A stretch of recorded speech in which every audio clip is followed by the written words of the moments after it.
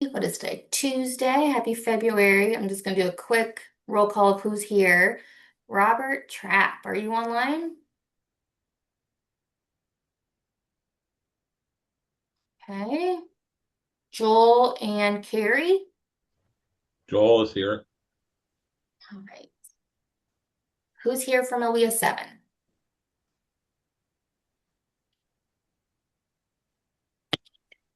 Tina's here. Awesome. Cassie's here. Okay, great. Lisa?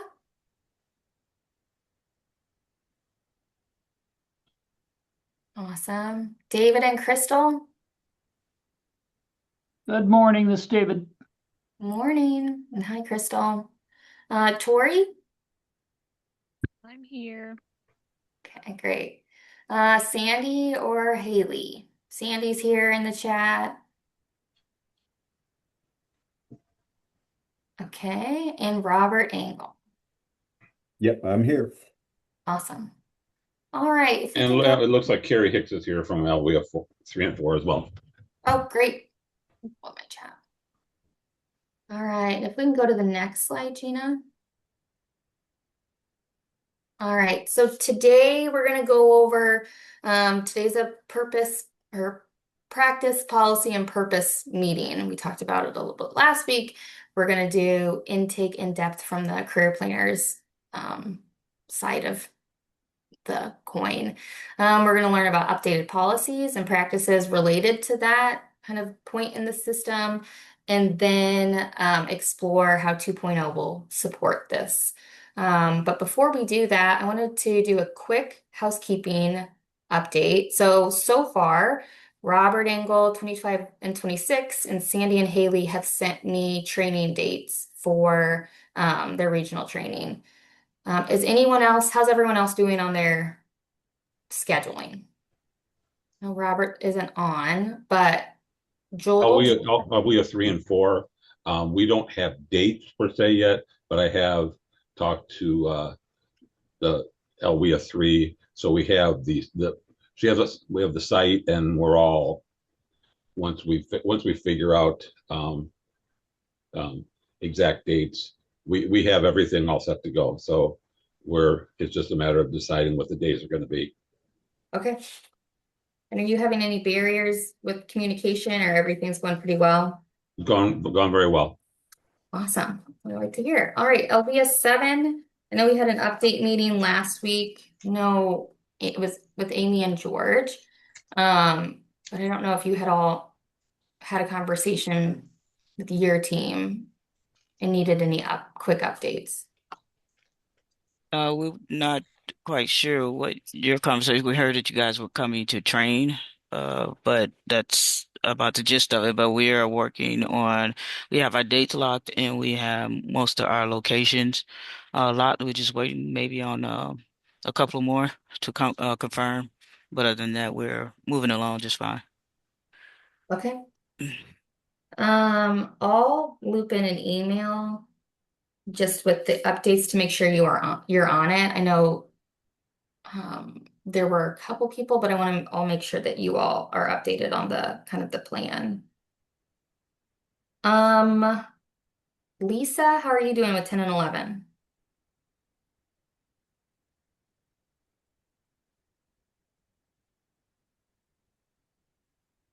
Oh, let's see. Lisa said in the chat that they're doing good. Office is moving next week. We have a site just working on dates. Okay, great. Um, David and Crystal. We've got dates for 14 set up for June 3rd and June 4th, or maybe it was June 4th and June 5th. I can't remember off the top of my head, and we're narrowing down our other 4 dates in our other 2 counties. We should get that resolved this week. Okay. And Tori, how are you doing with your training region? Yep, I have dates. I'll get them to you today.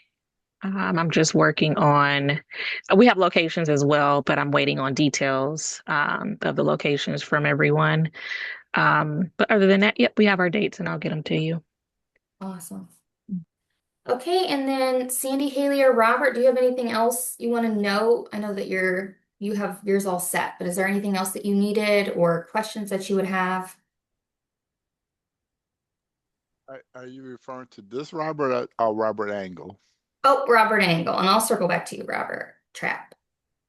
Okay. Nothing I can think of at this time.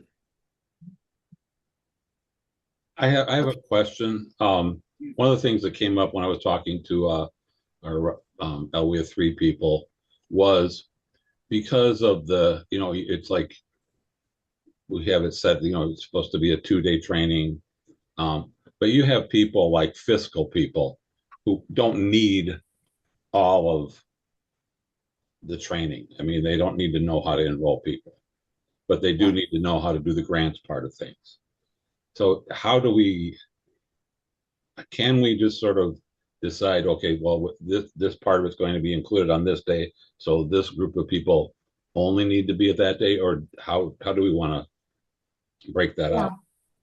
So there's many sections of 2.0. What you all are responsible for is the career planner journey. What we'll be working on at the state level is creating like a series based on the different like additional modules. So like reporting and performance, who would need to be involved in that, the ETPL, the referral module. So we'll make sure that you all have those kind of webinars on your radar. And then we'll also be hopefully pulling a report on who we think, based on the current IWDS roles, would need to attend the various trainings. And then it would just be, you coordinating with your region to make sure that they understand what those trainings will be and kind of like what audience they'll be in. Okay, so what we're doing is strictly for the career planning part of it. Yes. Okay. Yep. And the other That's much things, simpler. yeah, we're working. I don't know if Mark's on the call, but like for instance, we're working with the performance and the reporting unit to see what information and who would need to know that information. And so we might have like a series of 4 webinars or a series of 2 webinars or something like that. We're trying to make as many options as possible so people can see those live, but then we'll also have recordings of those housed on the 2.0 site. Yep, Cassie? Hi, Sarah. Just so I just heard that correctly. So, anything regarding career planning, it is the LWIS that is responsible for that training. Anything regarding performance is coming from the state level. Did I hear that correctly? Yes, so you all will be focused on the career planning journey, and then we will supplement like whatever additional information for the different parts of the system with webinars and kind of like online tools. Thanks, Sarah. Yep. All right. Are there any other questions or concerns or anything that, you have a burning? I know, Robert, we missed you on the recap. How are you doing with your training, scheduling, and logistics? Terrible. Okay. I mean, how can I say this? I know I haven't heard anything back from 2 yet. Thaddeus did give me the list and stuff. I haven't reached out to him yet and Rory as yet because I'm waiting for 2 to see how we want to do this. But from what I'm looking at, it might be better for me to go to their location instead of trying to bring in, because like 6 have about 24 people that need training, and some of them is frontline staff, some is career planners and stuff. So really, I'm gonna need to talk with them and see how we want to do it. Do we just want to train the career planner first? Do we need to do the frontline staff? And they have some other people management and stuff like that. Is how we want to start implementing this training to everybody in the local area, how we want to start the format, the career planner. Do we do everybody, or we take section at a time? So all of that, my director did reach out to Jeffrey to touch base with me, but he haven't got a hold of me. I know they've been busy over there, so I might have to take a little initiative and reach out to them again today and see when we want to set up this thing. And we're going to schedule it most likely in June, is when in June we're going to do it and how we want to do it, because I can't accommodate that many people all at one, especially if one local area have 24. I have about the same, and I got to wait and see what two have, and then we just go from there. I hope Okay. that helped. I hope that helped. Yeah, I'm gonna connect with you after the meeting. I'll just Okay, touch base with an email, and I know last week you had kind of the same update, so it's probably time that I can tap on Elia 2's shoulder to make sure that thank you. they're Would engaged. appreciate that. Yep. And Okay. yeah, sorry, Robert. Hopefully we've been getting you stuff as timely as we can, and we'll definitely this week. Actually, we have a leadership team meeting today. It's this afternoon, our monthly one, and so I will. We it's on our agenda to bring it up again with our director and our IT network administrator. But I have sort of like informally, as we might have mentioned to you last on the last session too, just said, hey, what do you think about having it here so that Right. so that I Lake think that doesn't would have be to, better. Yeah, Robert doesn't have to go and look for some big venue, And I mean, and it saves our people to travel, and you only have one place to go. absolutely. So we're still working on, and I'm pretty confident we can still host you here. It's just more like you said, just seeing who of our staff is essential, and would we use the conference room? Would we use our computer lab? But I will. I'll be bringing it up, like I said today in our coincidentally in our staff meeting today, and be able to hopefully get you a little bit more confirmation of what the logistics of what we would have here, speaker, not speaker, projection camera, all that kind of stuff. So we'll Right. keep you updated. But yeah, if that works easier for you, that I think Yeah, I that think it would be better for me to come to your location because to bring out that many people yeah, that's a lot. to Lake, that's a lot, and that's the same thing me and my director Jennifer talked about. We like, oh, do we want to do that? And I said, Right. we're looking at two. I don't know how much two want to bring in, so the number's going to be big. So my training might be done on multiple dates Yep. for That's different. that seems uh like what would probably be necessary. And then I'll also just add before Gina pops in, reviewing that agenda and then the like what the recommendations are for space may also help determine where you all host that training. Um, but I will definitely circle back with you, Robert, for the Okay. LWIA 2 conversation. Gina, is there anything you wanted to add before we moved on?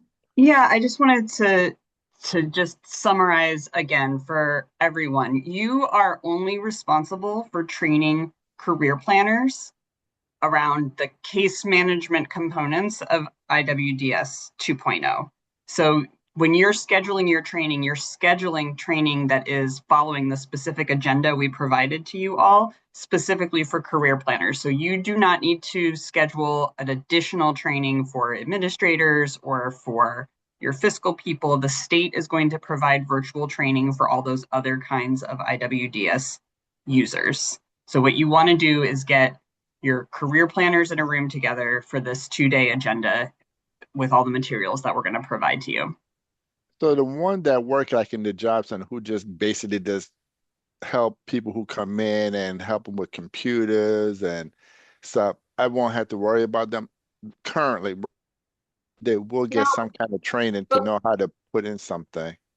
we'll have virtual webinars, kind of truncated or pieced out system based on the section of the system. So like the first part of the system, we'll do an overview, and that might be really good for the people who work at the front desk or the resource room to have an overview of what's happening. The same thing will happen with each of the sections of 2.0 from a career planner journey. And then additionally, we'll have webinars that are specific to performance and reporting, specific to the ETPL. And we'll talk about those with you as well as we're kind of nailing down those details. But Gina, do you have anything else to add? No, are you ready to dive in? I think we're ready. All right. And I know that you all are a talkative bunch, but we want to make sure that we're really paying attention to this one and like engaged as we can be, because this will be kind of the platform that we dive off of into the 2.0 journey. Here we go. Take a deep breath. Yeah, right? Okay, just as a reminder, at this point in our mutual learning journey altogether, we are really focused on understanding the customer-centered purpose for the particular phase of case management that we're talking about, federal and state-specific policy that's going to be changing as we transition to 2.0, and understanding and applying, related best practices around customer-centered service delivery. We're going to talk a little bit about what IWDS 2.0 looks like how you navigate it and enter data. But this time that we're together right now is not the training where you're going to be seeing all of the screens and understanding how to enter data into IWDS 2.0, right? When you come together for your soup to nuts in-person navigation training, that's when you're going to get that, right? And you know, because you're on the development team, like the system is still being built, right? So we're focusing on these first three flags of our journey, first three rest stops of our journey over here today. So that's where we want to focus our conversation. You might, as we're going through this, have like a really specific question about navigating and entering data into the system. And we'll just all know together that we're going to get those kinds of questions answered a little bit later when the system is a little bit more finalized. Does that work for everybody? Okay. We promised we were going to use this graphic to orient us to where we were in our learning journey together. Thanks for the thumbs up, Rory. So today we're really focused on supporting intake and determining and certifying eligibility and what it's like as a career planner to do that, do those tasks, to be in that space, to deliver those services to customers in the newly thought through career planner workflow that is customer-centered and supported by IWDS 2.0. So first we're going to talk about intake, and then we're going to talk about determining and certifying eligibility. So before we get started, I want to hear from you all. You can come off of mute or you can put it in the chat. I want you to share, how would career planners in your region currently today, if they were asked, how would they answer the question, what is the purpose of intake in WIOA Title I?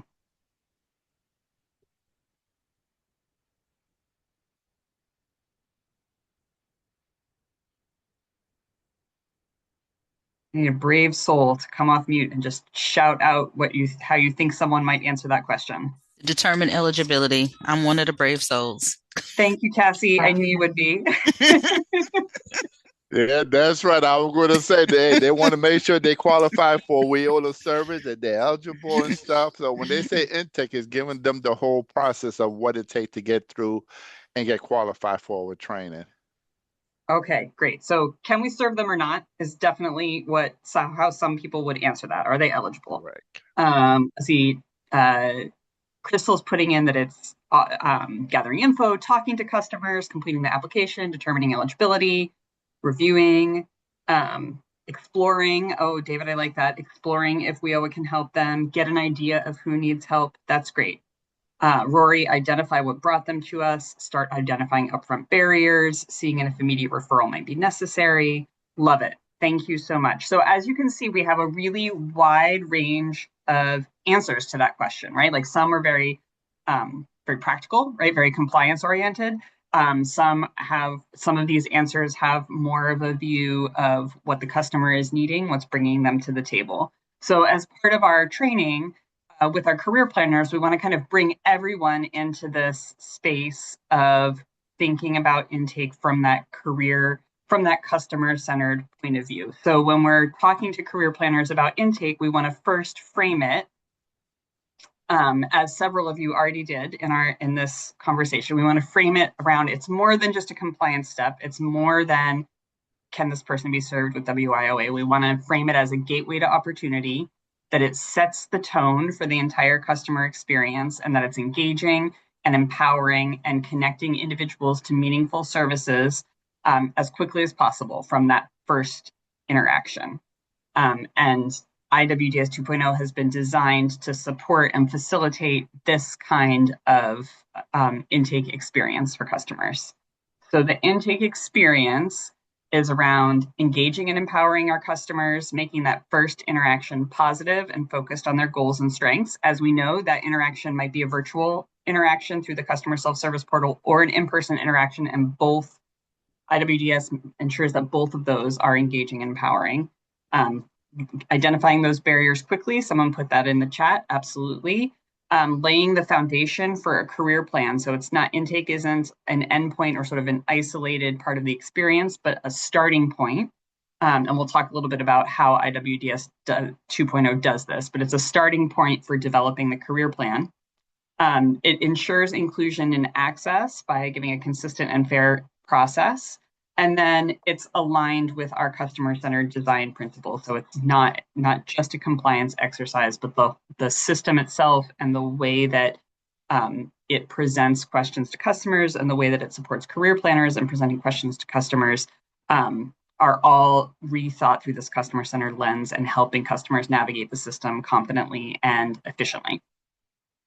That's sort of the story we want to tell to our career planners when we're training them around what the new intake experience is. And new is probably not the right word. This is the intake experience that most of us want to have, but how IWDS 2.0 facilitates that and makes it easier. So for a career planner, I have these slides throughout that are showing us, what might a career planner be thinking and doing during this phase. We know in any given day, a career planner is serving customers who are at every stage of their journey through the WIOA system. But when a career planner has an opportunity to be supporting intake, they're thinking, how can I share useful information? How can I build trust? How can I demonstrate respect? Quickly connect the customer to the services that can best meet their needs. And they might be doing a wide range of things, whether they're welcoming that customer into the AJC, whether they're explaining a process, whether they're offering choices, and using that strength-based language that folks have had a chance to be trained in through the Jody Sue Kelly trainings that have been ongoing throughout the state. This is sort of the mindset that we want career planners to be able to bring to an interaction with a customer when they're in this intake phase. And IWDS 2.0 is designed to help make it easier for career planners to be in this kind of mindset when they're doing that work. So there are some new policies and practices in intake, and we previewed those last week. So I just want to highlight those for you all. So one is the multiple intake pathways. So under the old system, everyone who's starting the intake process is present in an AJC or another office and having an in-person application experience. Under IWDS 2.0, they have access to the customer self-service portal, so they could start this process totally on their own. They could do it in a completely staff-assisted way, or it could be hybrid. They could start, they could come in, they can get help at any point along the way. Intake emphasizes gathering pre-screening information about barriers and goals and eligibility indicators in customer-friendly language. The customer can understand whether they're with a career planner or not. It emphasizes building rapport and trust, and then it's been reworked to gather only the most essential information that's necessary to determine eligibility and possible program referral needs.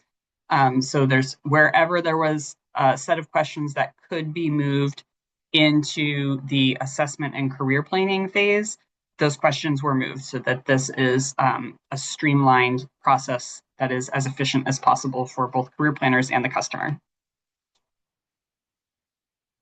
So how does IWDS 2.0 support that approach? We have the customer portal, which you had a chance to learn about last week and which you have a chance to explore as part of your UAT testing homework in this current block of days and weeks. There is the new pre-screening questions that focus on understanding the customer's goals, their general situation, gathering some preliminary eligibility information.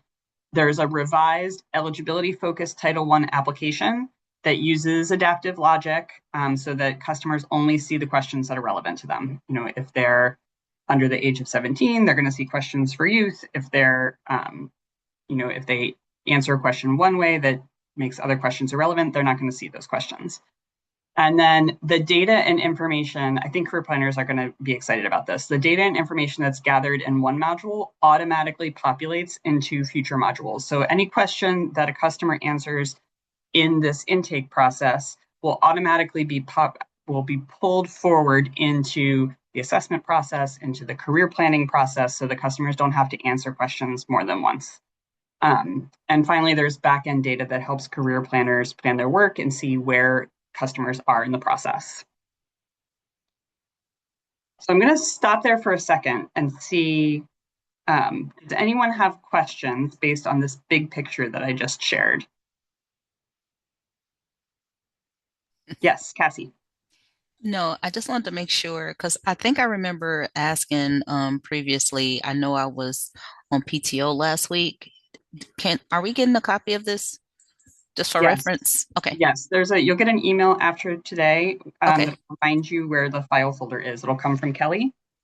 Okay. Yeah, that's the Teams, right? Mm-hmm. Okay. Thank you. Yep, and there's copies of the slides. I think there's recordings in there in case you want to spend more time listening to my voice. It's all there. Okay. Thanks, Gina.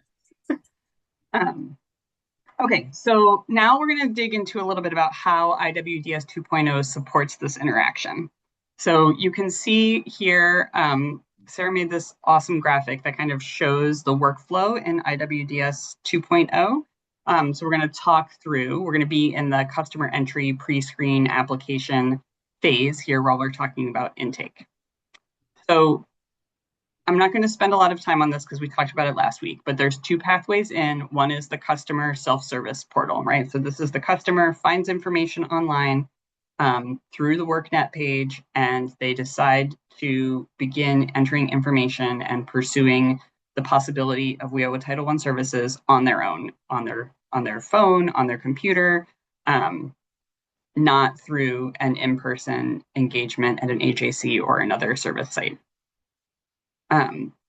If the American Job Center is already working with a customer, or if the customer has come in physically and is physically there, there's sort of like a separate way of starting the intake process in IWDS 2.0.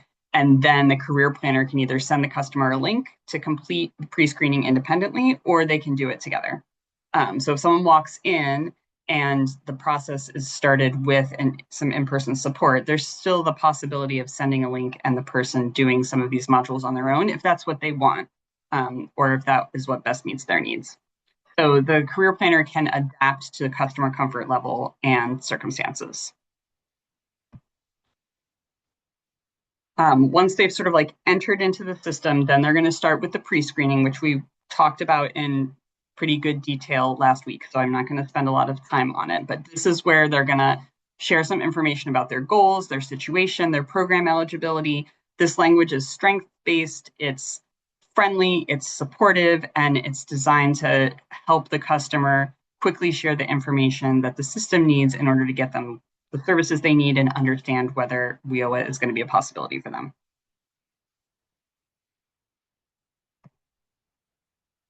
If at that point the system predicts that the individual is not going to be eligible for WIOA Title I, they get a screen where the system will notify them that they're likely not a fit, and it's going to give them information about how to reapply or how to find local assistance. If the career planner is doing the pre-screening with the customer, then they're seeing the career planner facing portion of IWDS 2.0, which has more language that's like directed directly to the career planner. And then they will have the ability, if the system thinks the person is probably not eligible, but the career planner knows that due to like a misunderstanding or the 5% rule or other local policy, there's a way for the career planner to go in and do some corrections so that the system repopulates the page with an eligibility pathway. If the system determines that the customer is likely eligible based on how they answer questions in the pre-screen, then the customer gets a prompt that they might be a good fit. They get prompted to watch an orientation video, which will happen whether they're on their own in a self-service environment or they're with, or if they're with the career planner. They get a preparation packet that goes to their email and that they can download that tells them what documents they're going to need to complete the application. If the customer is doing all of this on their own, they can then proceed directly to the application. If a career planner is working with them directly, they can complete the application together, or again, they can the system can send a link to the customer, and the customer can do the application on their own through the self-service portal. So at any point in time, the customer can bounce back and forth between a staff-assisted experience and a self-directed experience. Once they finish the pre-screen and move through those phases, then they move into the application. So the application looks a little different than it does now. It now focuses only on eligibility. All the federal reporting questions were removed and are only asked later in over here in this getting started assessment phase over here. And then the application uses adaptive logic, again, so that the customer only sees the questions that are relevant to them. There are some questions that collect sensitive data, like a social security number, that can only be answered by a career planner. So if the customer is doing it with the career planner, those things can all be done at the same time. If the customer is doing the application in the self-service, through the self-service pathway, then they don't see those questions, and those questions have to get entered in the eligibility certification phase over here. So we'll talk a little bit more about that in a minute. The final step of the application is document uploads. We spent a lot of time talking about this last week, and you will get more guidance as we get deeper into IWDS 2.0 development, and when you go for the end-to-end training about how to verify that there's like a clean upload of documents if the customer has uploaded documents on their own. But the system allows for electronic upload of required documents. The customer can do it. The career planner can do it on behalf of the customer, or the customer can say that they need assistance and wait and bring their documents into the office when they're in this eligibility certification stage. I'm going to wrap up with a few little technical things. So the application can only be signed in the presence of the career planner. So this is a step that if it's happening in the office, then it happens kind of seamlessly as part of the application. If the customer's in the self-service portal, the signature piece waits until they're in person with the career planner in this eligibility certification stage. But the system supports both digital and wet signatures. And what's nice is for youth participants, the system will automatically send the signature page to a parent or guardian. So you can enter in the parent or guardian email address, and then the system will push a signature out to them. If the customer is completing the application on their own through the self-service portal, the next step is to make an appointment with their local office to complete the process. If they're completing it with a career planner, then the process can flow seamlessly into eligibility determination. So I'm going to pause here before we ourselves flow less seamlessly into eligibility determination, and talk a little bit about some big picture policy updates that are happening here. So the big picture policy update is that intake is going to become a standardized process that is the same across all of the local workforce areas. Intake, pre-screening, the application, and the orientation, they're all going to be built into IWDS 2.0. Of course, there are off-ramps for individuals who are in the self-service side to get in-person support in their American Job Center. But this will all be consistent, and no additional forms will be added by local workforce areas. The basic skills deficiency tool is incorporated into the intake process to assist in determining eligibility and service priority for applicable populations. So it's a piece of the system itself. And OET is working on updating the career planning policy and any other related policies that need to be updated to support all of this. I'm going to pause before we move into eligibility determination. And I want to hear your thoughts. I want to hear how this feels different from what's happening in your local area, like where your career planners might experience the greatest change in their day-to-day work. So let's start there. Where might your career planners experience the greatest change in their day-to-day work as we transition to the intake process that I've just described? Well, this is David Taylor. I just think it's the separation of eligibility from eligibility/suitability. That's a big paradigm shift for us old timers. Yeah, that's great. Thanks, David. Others?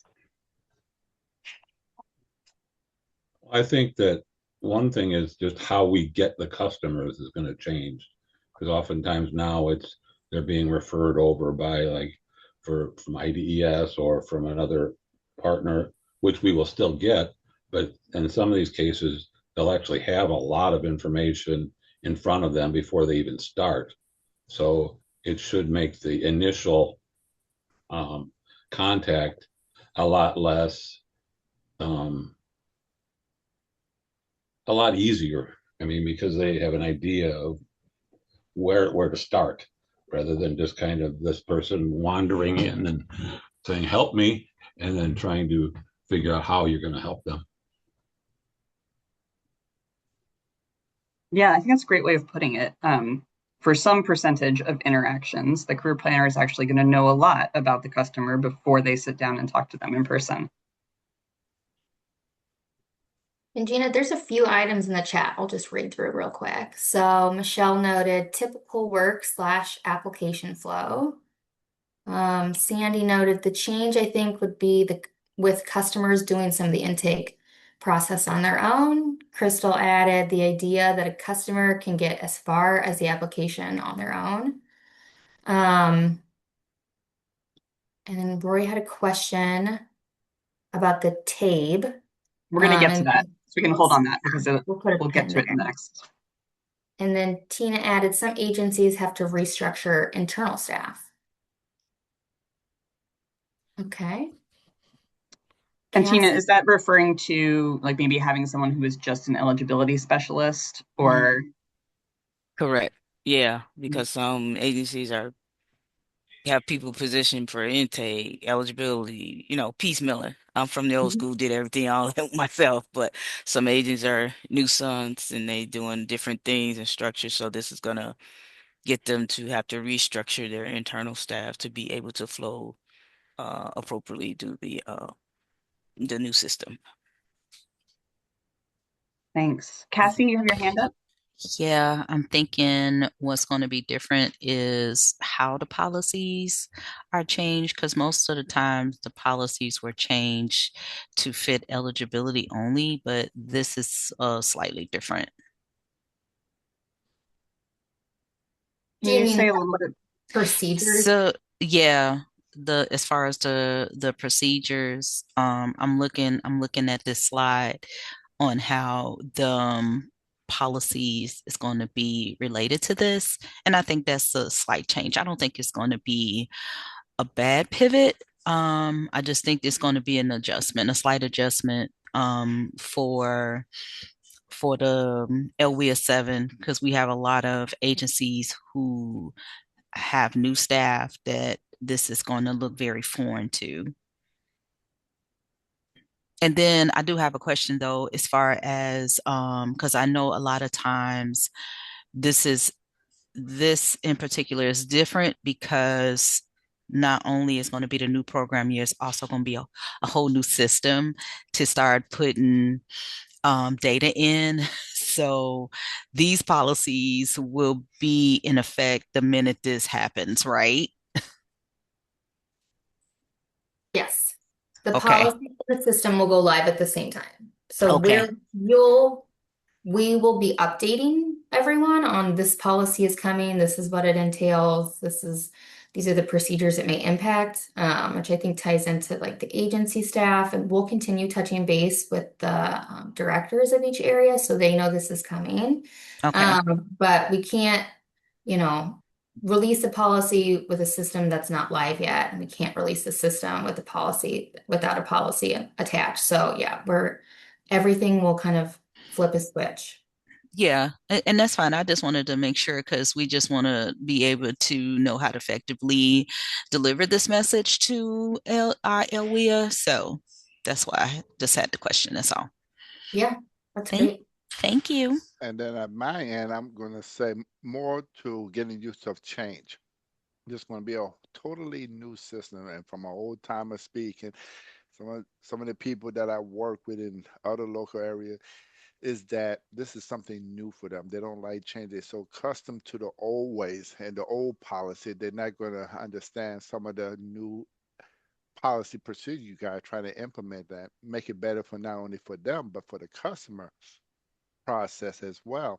So it's going to be interesting to see how everybody adapt to the new system, the errors, the pros and cons to some degree. And I think maybe after the first 6 months, I think maybe people are going to start adjusting to it because IWDS was so like everything in place to some degree, and now they're seeing something different, especially when IWDS came in before when it was track something. If I remember, maybe Rory can help me on the old name of the system, but it was it was getting them used to a new system. I think once everybody get Correct. used to the new system, it's going to be great.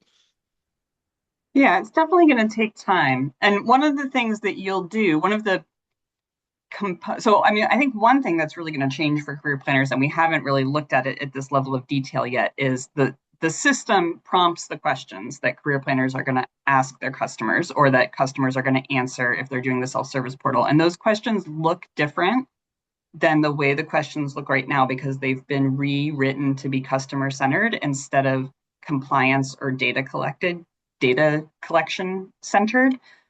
So one of the things that'll be part of your training is a chance for people to start practicing using these questions in conversation with customers. So there'll be some role playing so that folks can get used to just gathering information differently and having a different kind of conversation that the system is kind of going to force, right? The system,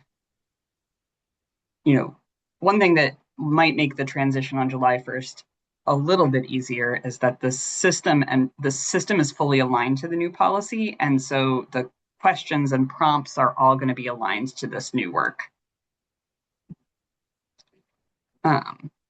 I see one more comment is coming in here. And I'll respond to Rory's last one. We Okay, just good.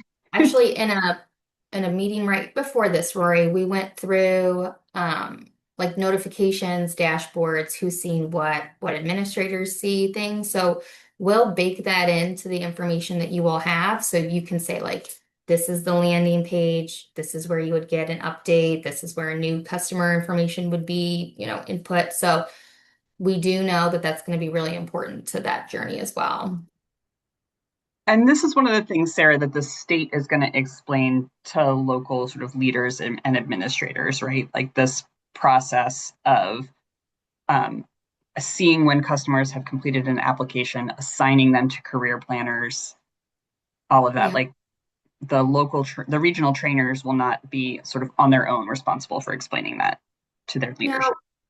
Yep, that's exactly right. So we want to make sure that we have as the system's being built, that we understand what message needs to be said and then to what audience. And then we'll make sure that you all have access to it either within, an addendum or a portion of this training or additional training that we'll supply. So we will make sure that you have the information. Thanks. Yeah, I wasn't looking for like an answer today. Sorry. That's why I typed in the chat versus asking. It was just one of those like going, and again, probably another question for the Thursday call too for the design team, just something that I'm sure everybody's thinking about, but just kind of a reminder, like that's because that's something that we're starting to get asked here is like, they just don't want people falling through the cracks or, customers like, we don't want the poor customer to be waiting, like, hey, am I ever going to get contacted? So they're like, how are we going to know? Will we get an email notification? And we're kind of explaining like, oh, there'll be a dashboard and a landing page. So just something that, I'm sure will be developed, but that's just as far as when you were asking about what would be one of the, more significant immediate changes to how we do things. That's one that the questions already started to kind of come up a little bit just informally in conversation with some staff here. So that's one I know that was sticking out. So I just want to remember to mention. Yeah. Yep, no, that's great. Yeah. And of course, it would not be customer centered if after the customer completed their online application, they just were stuck in limbo for a long time. So that would be an undesirable outcome. So there will be a good process for making that transition. I'm going to keep us moving. We're probably not going to get through all of eligibility today. We'll pick it back up in our next conversation whenever we don't get through. I'm going to move because we've seen these slides before. I'm not going to linger on these slides, but what I wanted to remind us is, okay, what is the customer experiencing, right? So if the customer comes in through the self-service portal, they've completed a short form on workNet, they got an email, they did the pre-screening questions, they watch an orientation video, they complete the application, and then they get prompted to schedule a meeting with a career planner. After they do that, then the system will push for them and say like, hey, while you're waiting to schedule your meeting with your career planner, complete the skills and interest survey, which is actually part of the getting started assessment. But they'll have the option of doing it now as a way of kind of continuing to move forward and feel like they're making progress while this meeting is getting scheduled. So then they're going to get the meeting scheduled, they're going to visit the AJC, and they're going to meet with a career planner to complete the application and certify eligibility. If the person came through because they walked in the front door and they're sitting down with a career planner, they might have done everything in this meeting, and now they might have started here with completing the pre-screening and application with help, and now they're moving on to eligibility, which if that is the path that you went through, could be a quick step. Okay, so now we're going to talk about. Excuse me, could you just go back one slide real quick? The schedule the meeting with the career planner. What is that going to look like on both ends? We're gonna put a pin in this. At this moment, we're gonna say, and then a miracle occurs and Okay. the meeting is scheduled. We will loop back because a few policy decisions are being made right now. We will loop back to that. But actually, Sarah, maybe you want to use a couple minutes now. Yep. To talk about that. We're working, Joel, on one, the system is being developed. So like, how will it work? Like the logistics development side of I put in my zip code, I'm populated, or a recommendation of an AJC pops up. I click on the AJC or I select a different one based on it's closer to my work or something, or my, friend's house.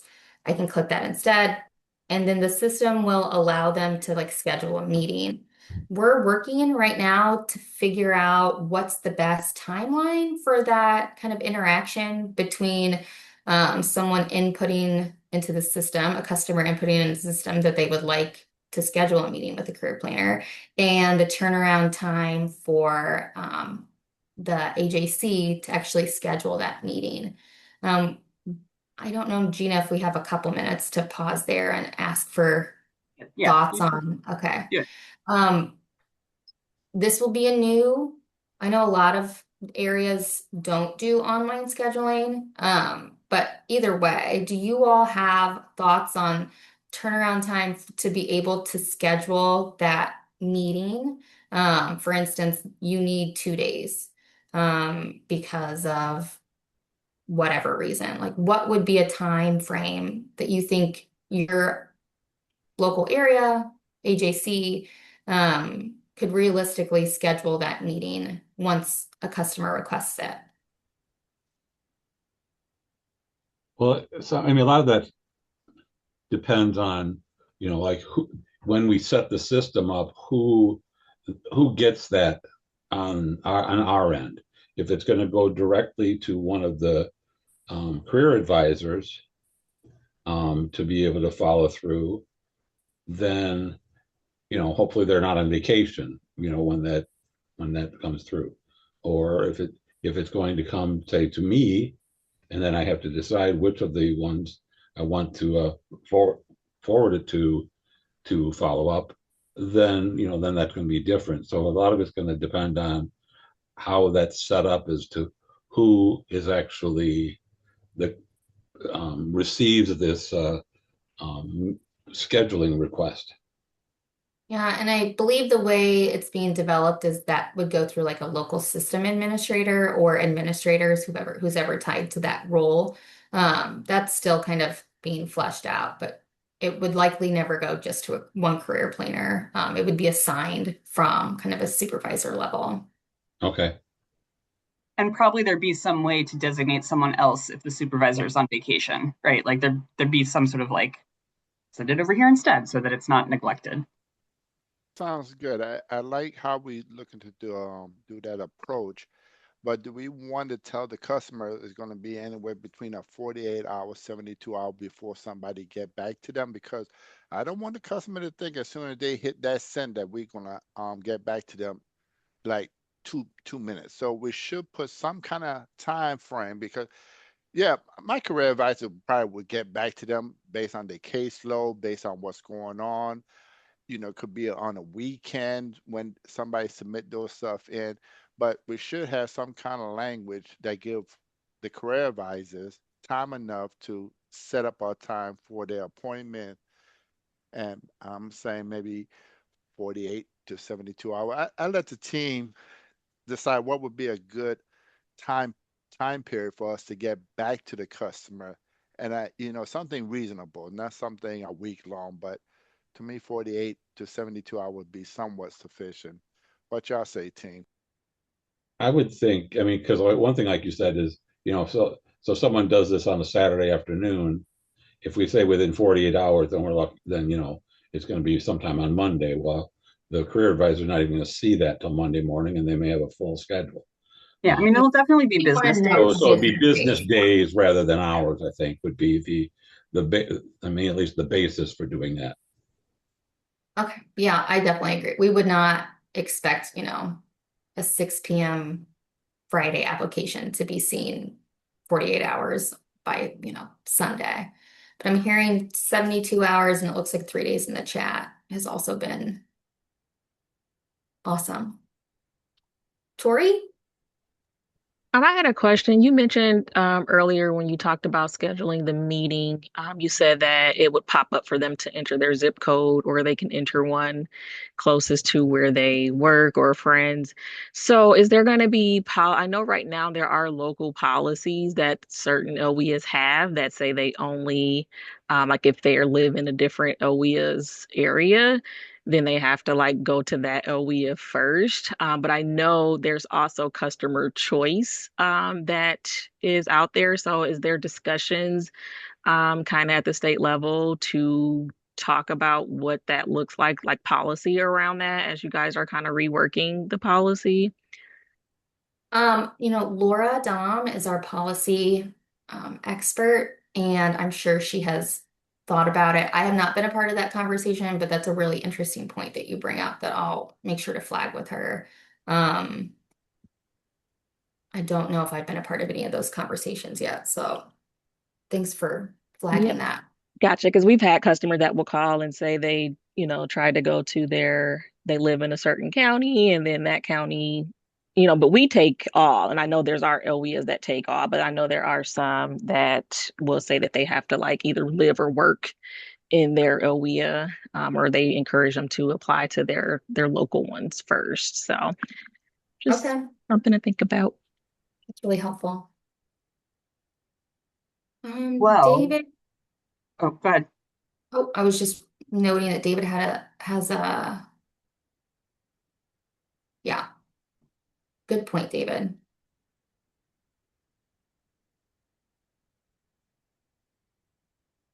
So we cannot cover all of eligibility in the next 5 minutes. So we're definitely going to want to cover eligibility at the beginning of our next conversation together, which is good because eligibility should roll straight into the getting started assessment if at all possible. And we talk about that. So I will save that. I will save eligibility for our next conversation. Maybe just hitting on a couple of these key changes as sort of a summary and then a reminder of what needs to happen this week.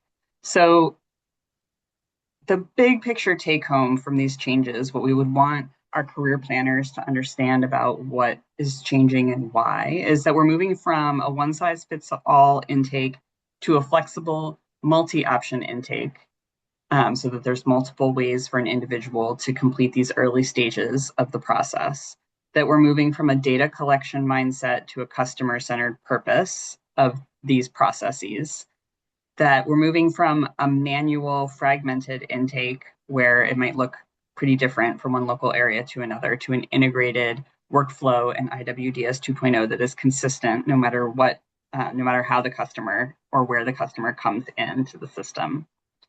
And that we're moving from sort of an isolated intake and eligibility task into a continuous workflow that's going to flow into assessment and planning. So we'll talk more about that next week. But I want to make sure we leave a little bit of time because there's some fairly critical homework that you all need to be working on between now and then. So Sarah and Kelly, do you want to talk about what needs to happen between now and next Tuesday? I put in the chat that we are in place of our like 10 a.m. local call this week. We usually have an agenda and work through like questions and things with you all.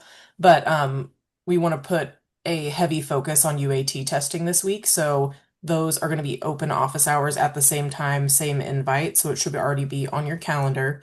If you have not completed testing, we would definitely like to see you there so that you can get that piece done. Yeah, and I'll just, Kelly's very kind and polite, and I'll just say to our regional trainers, you need to be on doing these UATs. This is where you're going to be getting in like hands-on system practice where you can come back to these meetings with questions. Our core team is the same way. So if you haven't done the UAT, join that office hour. If there's an issue with the UAT, Kelly's on those office hours. It's really important that we get people in testing the system. That's how we're going to make it the best it can be.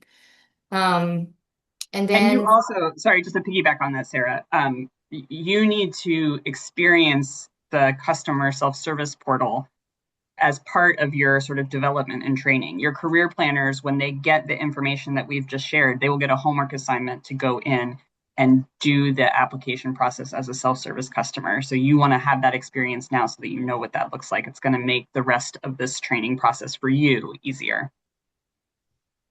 Yeah. And I still haven't gotten my access issue worked out with you guys yet. Kelly, are you able to connect with Joel or stay on with Joel to see how we can get him connected? Yeah, Joel, I know Lynette has like a bug or something out there because there's some sort of issue with like in your example, you're in like two different systems. So would you mind so that you can get in and do the testing, you may have to use like a Gmail account that you have to get in and test while we work on that, if that sounds like a good plan. Otherwise, our team is investigating it at the moment to get it fixed. Okay, I'll try. So when are the office hours? Because I may need to work with you on getting that with a new Gmail address. So Yeah. The office hours are going to be when? They're in our same time as the normal local call. We just are repurposing it as office hours, so it's not like a new invite or anything. And that's 10 to 11:30. Is that right, Kelly, on Thursday? Yes. Okay. Well, I'll work on I that got a and then, meeting with Kelly later. Sorry, Joy. Go ahead. Never mind. I'm done. Yes, Robert, I'm sending that over your way. Yes, I can't wait for us to meet because I just want to make sure I'm doing everything correct. Because sometimes when I look at the instruction based on what on the system, I'm like, okay, where do I see this? And once I get a little bit more clarity, then I know exactly how to better prepare myself for the testing environment. Okay. Okay. Gina, is there any, also, as you're scheduling those career planner trainings, send them, I think everyone who sent them so far is just in an email, and I'm just making sure I'm pinning them in my inbox, and eventually I'll put them on kind of like a master calendar. We're just trying to figure out kind of the logistics on that. So that is coming. Gina, is there anything you wanted to say before we got off? Okay. Well, thank you all. Well, Sarah, can I ask you a quick question?